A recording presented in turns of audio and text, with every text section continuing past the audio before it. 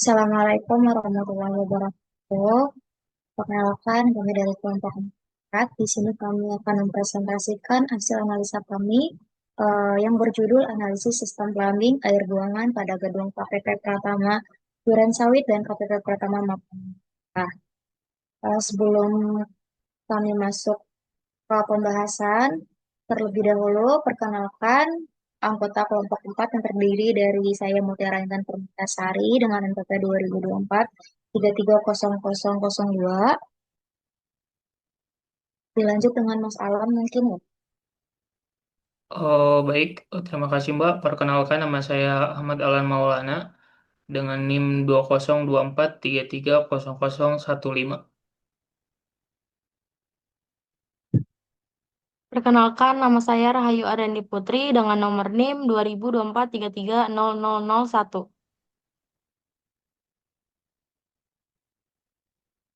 Perkenalkan, saya Fadlur Rahman dengan NIM 2024 33803.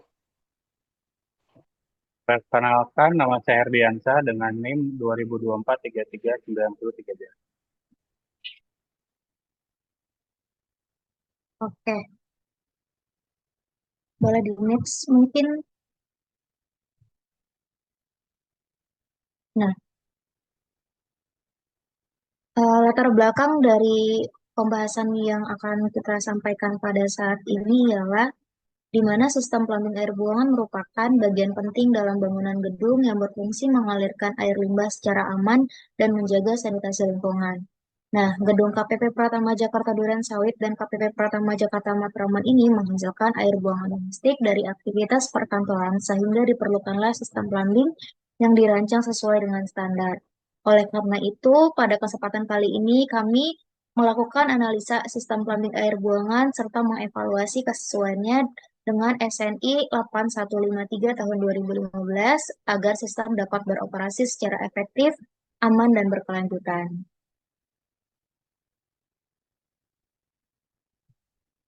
Nah, dari eh, analisa ini terdapat beberapa rumusan masalah. Yang pertama ialah bagaimana sistem plumbing air buangan yang diterapkan pada gedung KPP Pratama Jakarta Duren Sawit dan KPP Pratama Jakarta Matraman. Lalu poin kedua ialah bagaimana kapasitas dan perencanaan jaringan perpipaan air buangan pada kedua gedung berdasarkan dengan jumlah alat plumbing dan debit air buangan yang dihasilkan. Lalu poin yang ketiga adalah apakah sistem plumbing air buangan pada kedua gedung ini telah memenuhi persyaratan. Lalu yang terakhir, apa saja kendala atau potensi permasalahan yang terdapat pada sistem plumbing air buangan di kedua gedung ini. Oke, next. Nah, sebelum kita masuk ke inti pembahasan, di sini saya akan menjelaskan terlebih dahulu terkait dengan pengertian sistem plumbing. Jadi, sistem plumbing merupakan suatu sistem yang terdiri atas jaringan perpipaan beserta dengan perlengkapannya, di mana sistem ini dirancang untuk mengatur penyediaan, distribusi, dan pembuangan air dalam suatu bangunan. Nah, fungsi dari sistem plumbing ini ialah untuk menyalurkan air bersih ke setiap perlengkapan plumbing, mengalirkan air buangan menuju sistem pembuangan atau instalasi pengolahan, serta mengendalikan air hujan agar tidak menimbulkan genangan maupun kerusakan pada bangunan. Nah, tujuan sistem plumbing ini dirancang agar mampu menjamin ketersediaan air bersih dalam jumlah dan tekanan yang memadai, sekaligus juga mengalirkan air buangan secara cepat dan aman menuju saluran pembuangan atau instalasi pengolahan air limbah tanpa menimbulkan gangguan terhadap lingkungan. Oke, next. Nah, eh, terkait dengan sistem plumbing air buangan, jadi sistem plumbing air buangan ini merupakan salah satu bagian dari sistem plumbing di mana sistem ini dirancang untuk mengumpulkan, menyalurkan, dan membuang air limbah dari berbagai perlengkapan sanitasi menuju ke saluran pembuangan atau instalasi pengolahan air limbah. Nah, sistem ini dirancang supaya air buangan tersebut dapat mengalir dengan aman, lancar, dan higienis tanpa menimbulkan gangguan terhadap kesehatan, kenyamanan penghuni maupun lingkungan sekitar. Jadi, tujuan dari sistem plumbing air buangan ini untuk memastikan bangunan memiliki penyediaan air bersih yang cukup dengan tekanan memadai, sekaligus mampu membuang air limbah secara cepat dan aman menuju saluran pembuangan atau instalasi pengolahan. Nah, sistem ini juga dirancang untuk mencegah pencemaran, menghindari kebocoran, maupun penyumbatan pipa serta mengurangi resiko masuknya gas dari saluran buangan ke dalam buangan melalui ventilasi pipa. Sekarang kita masuk ke jenis-jenis air buangan. Jadi air buangan itu terdiri dari dua jenis, yaitu black water dan grey water. Jadi black water merupakan air limbah yang berasal dari water closet atau WC dan urinoir sehingga mengandung bahan organik yang mengandung mikroorganisme patogen serta memerlukan pengolahan sebelum dibuang. Nah, sementara itu, grey water berasal dari wastafel, tracing, dan floor drain dengan tingkat pencemaran yang lebih rendah. Namun, tetap harus dialirkan dan dikelola melalui sistem plumbing yang sesuai agar tidak mencemari lingkungan. Nah, dalam perencanaan sistem plumbing air buangan ini dilakukan untuk memastikan nih jaringan perpipaan mampu mengalirkan air limbah secara aman, efisien, dan sesuai dengan kapasitas. Nah, dalam perencanaan ini perlu uh, kita perhatikan beberapa parameter utama. Yang pertama ialah jumlah dan jenis alat plumbing, debit air buangan, diameter pipa, kemiringan pipa, serta kecepatan alirnya. Nah, parameter-parameter tersebut menjadi dasar nih dalam menentukan kapasitas sistem agar memenuhi persyaratan teknis sesuai dengan SNI 8153 tahun 2015.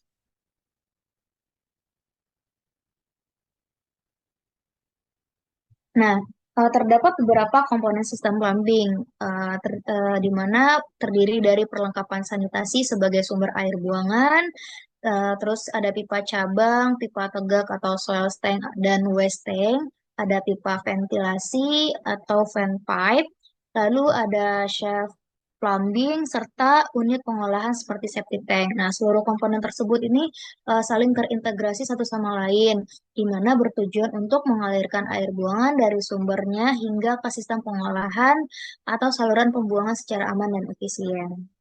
Oke, next. Nah, selanjutnya akan dijelaskan oleh Mas Alan. Terima kasih. Oke, baik. Terima kasih, Mbak. Sekarang kita masuk ke pembahasan mengenai perencanaan sistem plumbing air buangan.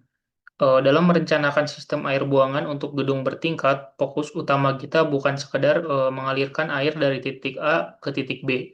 Namun lebih dari itu, perencanaan ini bertujuan untuk membuang air kotor secara cepat dan juga higienis, mencegah masuknya gas berbau atau serangga dari saluran pembuangan ke dalam gedung, juga serta memastikan tidak terjadinya pencemaran di lingkungan sekitar.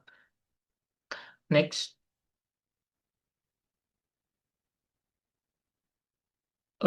Sekarang masuk ke terkait metodologi dan objek penelitian yang kami angkat.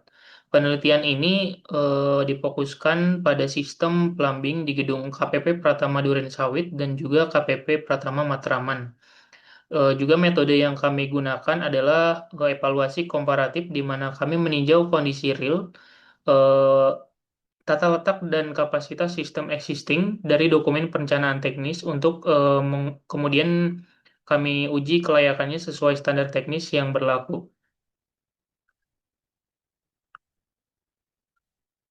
Oke, selanjutnya dari sisi pendekatan, penelitian kami mengkombinasikan metode deskriptif kualitatif untuk mengevaluasi layout perpipaan, serta menganalisis dengan analisis kuantitatif untuk menghitung beban hidrolis alat plumbing. Sumber data primer kami peroleh dari gambar rencana DED atau Detail Engineering Design perpipaan kedua gedung tersebut. Sedangkan data sekunder kami mengacu penuh pada SNI 8153 tahun 2015 tentang sistem plumbing pada bangunan gedung. Nah, kita masuk ke langkah awal analisis kami.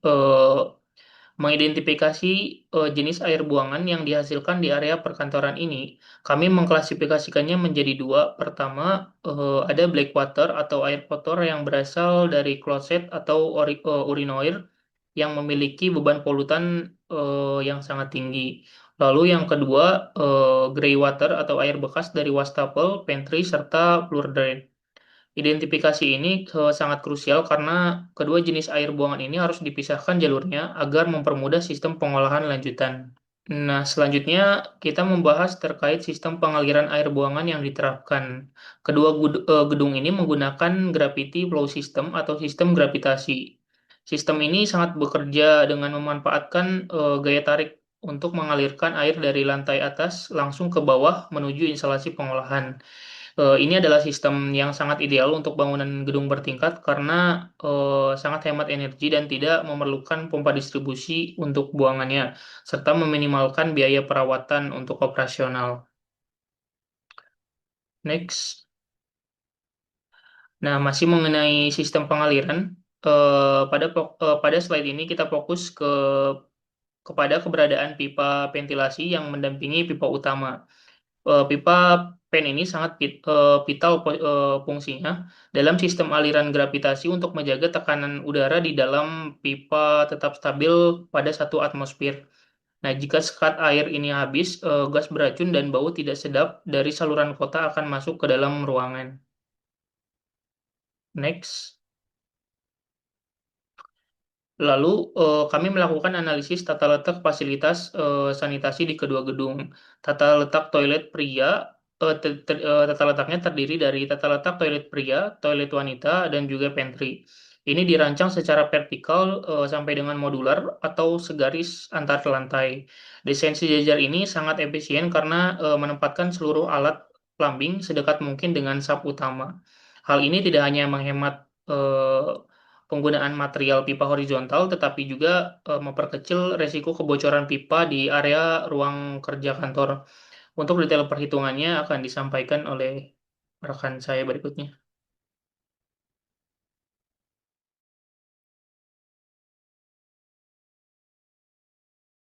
Setelah itu kita masuk ke analisis tata letak perpipaan. Yang pertama ada pipa cabang. Pipa cabang berfungsi pengumpulan limbah dari perlengkapan sanitasi menuju pipa utama dalam sistem plumbing. Pada kedua gedung pipa, pada kedua gedung pipa cabang melayani WC, wastafel, urinoir, pantry sink, dan floor drain, sehingga menjadi jalur awal pengaliran limbah sebelum masuk ke jaringan pipa yang lebih besar. Lalu ada pipa tegak. Pipa tegak berfungsi mengalirkan limbah dari berbagai lantai menuju saluran pengumpulan utama. Penggunaan sistem ini eh, memberikan beberapa keuntungan, yaitu penghematan ruang instalasi, mempermudah pengumpulan limbah, dan memudahkan pemilihan berdasarkan DED plumbing. Sistem penggunaan shaft plumbing sebagai jalur pipa tegak antar lantai untuk memastikan aliran. Lalu ada sistem ventilasi. Pipa adalah komponen penting dalam sistem plumbing air buangan. Air buangan bangunan bertingkat. Fungsinya menjaga keseimbangan tekanan udara dalam jaringan perpipaan, sehingga aliran tetap lancar dan aman. Keberadaan fan pipa diperlukan untuk menjaga sipon agar air penutup tetap trap tidak tersedot habis. Lalu mengurangi bau, mencegah gas limbah masuk ke ruangan, menjaga fungsi trap untuk memastikan filter sel tetap efektif, dan yang terakhir, menjamin kelancaran aliran untuk menghindari hambatan akibat tekanan udara.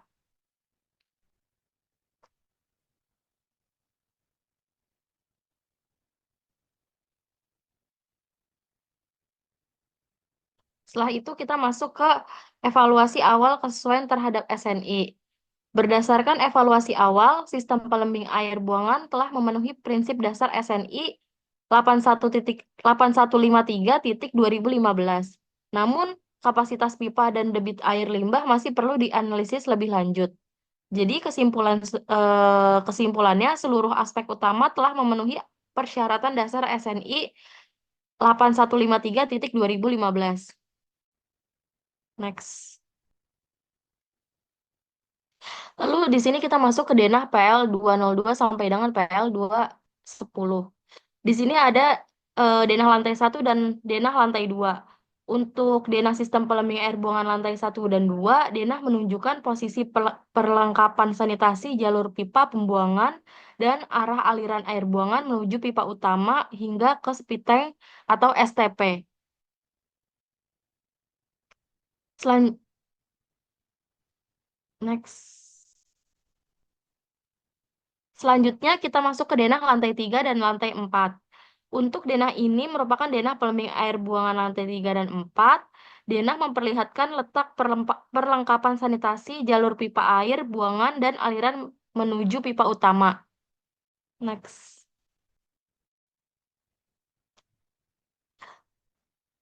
Lalu kita masuk ke denah lantai 5 dan lantai 6. Denah sistem plumbing air buangan pada lantai 5 dan lantai 6, denah menunjukkan posisi perlengkapan sanitasi jalur pipa air buangan, serta arah aliran menuju pipa utama sebagai dasar analisis sistem plumbing.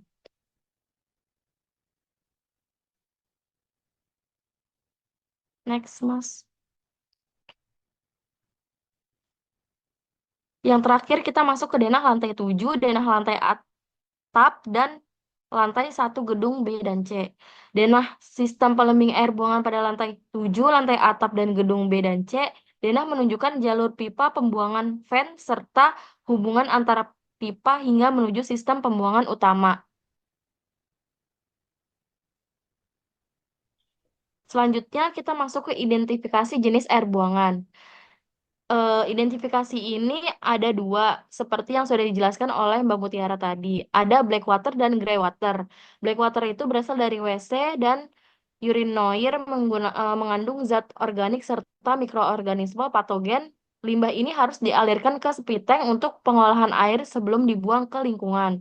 Lalu grey water berasal dari wastafel, pantry sink, dan floor drain. Tingkat pencemarannya lebih rendah dibanding black water, namun tetap memerlukan sistem pengaliran dan pengolahan yang sesuai agar tidak menimbulkan pencemaran lingkungan. Selanjutnya akan dijelaskan oleh rekan saya. Pada slide ini ditunjukkan sistem pengumpulan air buangan pada gedung air limbah dari toilet dan panti dilakukan melalui pipa cabang, pipa horizontal, kemudian menuju soil stack atau waste stack, dan akhirnya masuk ke septic tank existing. Sistem ini bekerja dengan memanfaatkan gaya gravitasi sehingga tidak memerlukan pompa sebagai penggerak aliran. Nah, berdasarkan hasil evaluasi, seluruh komponen utama sistem plumbing seperti toilet, pantry, sub plumbing, pipa tegak, sistem gravitasi, dan septic tank sudah tersedia. Nah, secara umum sistem telah memenuhi persyaratan SNI, namun masih perlu dilakukan evaluasi kapasitas melalui perhitungan fixture unit. Nah, fixture unit sendiri atau FU merupakan suatu beban hidrolis digunakan untuk menentukan kapasitas sistem perpipaan. Nilai FU setiap alat plumbing berbeda sesuai jenis dan frekuensi penggunaannya. Perhitungan ini menjadi dasar untuk mengevaluasi kapasitas sistem air buangan. Nah, pada toilet tipe 1 ini terdapat satu water closet, satu wastafel, dan juga satu floor drain. Berdasarkan perhitungan, total beban plumbing yang diperlukan ada 5,5 fixture unit. Seluruh komponen pendukung seperti vent pipe dan ukuran pipa juga telah sesuai dengan kebutuhan sistem. Nah, untuk slide ini menampilkan inventarisasi perlengkapan sanitasi pada toilet tipe 2 yang terdiri dari toilet pria, toilet wanita, dan juga pantry. Data jumlah perlengkapan ini digunakan sebagai dasar dalam perhitungan fixture unit. Hasil perhitungan menunjukkan bahwa toilet tipe 2 memiliki total beban sebesar 28,5 fixture unit yang berasal dari toilet pria, toilet wanita, dan juga pantry. Nilai ini lebih besar dibandingkan toilet tipe 1 karena jumlah perlengkapan sanitasinya lebih banyak. Nah, pada PL302 ini, sistem air buangan dipisahkan menjadi black water dari WC dan urinoir, serta grey water dari wastafel, pantry, dan juga floor drain. Sistem juga dilengkapi vent pipe untuk menjaga tekanan udara sehingga aliran limbah tetap lancar dan trap tidak kehilangan sil air. Maka dari itu, berdasarkan hasil perhitungan, toilet tipe 1 memiliki 5,5 FU dan toilet tipe 2 memiliki 28,5 FU. Sehingga total sementara ada 34 FU. Nilai ini masih akan ditambahkan dengan hasil perhitungan PL303 dan PL304 untuk memperoleh total fixture unit seluruh bangunan yang akan disampaikan oleh rekan saya. Terima kasih, Mas Fadlu. Saya lanjutkan. Berikut ini adalah perhitungan untuk PL303. Kita bisa lihat di sini. Untuk water closet toilet pria dibutuhkan 2, wastafel 1, dan floor drain ada 2. Untuk toilet wanita sendiri, water closetnya ada 2, wastafelnya ada 1, dan untuk floor drainnya ada 1. Untuk area pantry sinknya ada 1, dan floor drainnya ada 1. Boleh next? Nah, di sini kita bisa lihat hasil perhitungan yang didapat adalah untuk toilet pria total yang didapat angkanya adalah 10 dan untuk toilet wanita 9,5 dan untuk pantry sendiri ada 2,5. Jadi totalnya 22. Bisa next. Di sini kita bisa lihat untuk totalnya sendiri. Yang pertama PL1 kita dapatkan angka 5,5, PL2 28,5 dan PL3 22. Jadi untuk total sementara adalah 56 FU. Berdasarkan hasil perhitungan fixture unit pada tiga tipe toilet yang yang telah kita analisis, diperoleh total beban plumbing sementara sebesar 56 FU. Nilai tersebut menunjukkan bahwa sebagian besar beban sistem berasal dari water process yang memiliki nilai fixture unit terbesar dibandingkan perlengkapan sanitasi lainnya. Selain itu, keberadaan pantry dan floor drain turut menambah beban sistem meskipun kontribusi relatif kecil. Hasil perhitungan ini akan digunakan sebagai dasar dalam analisis debit air buangan dan evaluasi kapasitas jaringan perpipaan pada subbay berikutnya. Next, kita masuk ke tipe 4, PL304. Di sini kita bisa lihat hanya ada dua. Yang pertama toilet pria dan toilet wanita.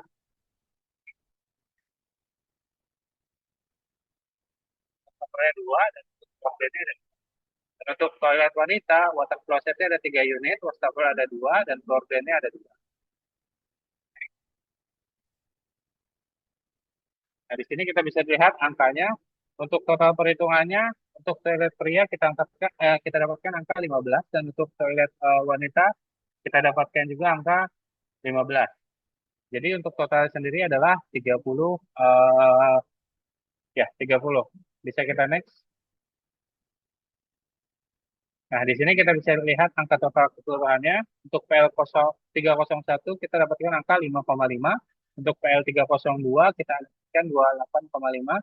Dan untuk PL303 kita dapatkan angka 22. Dan untuk PL304 sendiri kita dapatkan 30. Jadi untuk totalnya ada di angka 86. Berdasarkan hasil inventarisasi seluruh detail toilet, total beban plumbing yang diperoleh sebesar 86. Nilai ini digunakan sebagai dasar perhitungan debit air buangan pada sistem plumbing gedung. Next. Lalu selanjutnya, berdasarkan evaluasi tersebut, sistem plumbing air buangan pada gedung KPP Pratama Jakarta Duren Sawit dan KPP Pratama Jakarta Matraman telah memenuhi syarat dasar perencanaan plumbing menurut SNI 8153 tahun 2015. Next. Kesimpulan yang didapat, yang pertama, sistem plumbing air buangan pada kedua gedung menggunakan gravity low system dengan pemisahan antara blackwater dan greywater. Dialirkan melalui soil stack dan waste stack menuju septic tank sebagai pengelolaan awal. Lalu yang kedua, inventarisasi perlengkapan sanitasi menghasilkan total beban sistem 86 fixture unit dengan debit puncak 2,78 liter per detik. Masih aman ditampung oleh tipe utama berdiameter 4 inci. Lalu yang ketiga, evaluasi teknis menunjukkan sistem telah memenuhi SNI 8153 tahun 2015, ditandai dengan pemisahan jaringan penggunaan fan pipe, shaft plumbing, sistem aliran gravitasi, serta dimensi pipa sesuai kapasitas. Lalu yang keempat, secara umum, sistem plumbing air buangan dinilai layak digunakan dan mendukung operasional gedung dengan baik, menjaga kenyamanan, kesehatan, dan kebersihan lingkungan. Lalu yang kelima, terakhir, meski demikian diperlukan evaluasi dan pemeliharaan berkala agar sistem tetap optimal serta mampu mengantisipasi peringkat beban penggunaan di masa mendatang. Untuk sarannya, yang pertama, dilakukan inspeksi rutin. Lakukan pemeliharaan berkala pada pipa fan, floor drain, septic tank untuk mencegah gangguan. Lalu yang kedua, evaluasi kapasitas. Jika ada penambahan pengguna atau fasilitas, cek ulang kapasitas jaringan perpipaan. Lalu yang ketiga, efisiensi dan keberlanjutan. Sistem harus mempertimbangkan aspek operasional, pemeliharaan, dan efisiensi pengelolaan limbah agar tetap optimal sesuai dengan standar. Oke, terima kasih. Saya kembalikan ke host.